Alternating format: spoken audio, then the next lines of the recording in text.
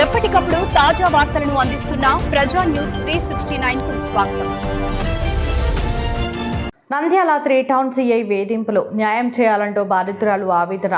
నువ్వు చాలా అందంగా ఉన్నావు, ఖాళీగా ఉంటే పోలీస్ స్టేషన్కు వద్దకు రా, నిన్ను నీ పిల్లలను నేను చూసుకుంటా. ఒంటరి మహిళకు నంద్యాల సిఐ వేధింపులు.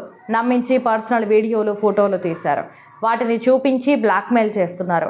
డిఐజీ ఎస్పీకి ఫిర్యాదు చేసినా ప్రయోజనం లేదు. మీడియా ఎదుట బాధితురాలి ఆవేదన. ఫోన్ ద్వారా పరిచయం అయ్యి నాతో కొంచెం అసభ్యకరంగా మాట్లాడి సిఐ గారు నువ్వంటే నాకు ఇష్టము, నువ్వు బాగున్నావు అది ఇదని నాకు మాట్లాడి నా చాటింగ్ చేస్తే దీని మీద పై అధికారులకు కంప్లైంట్ చేయడం జరిగింది. ఎస్పీ సార్ దగ్గరికి కంప్లైంట్ ఇస్తే ఎస్పీ సార్ ఏఎస్పీ మేడం దగ్గరికి ఫార్వర్డ్ చేసింది.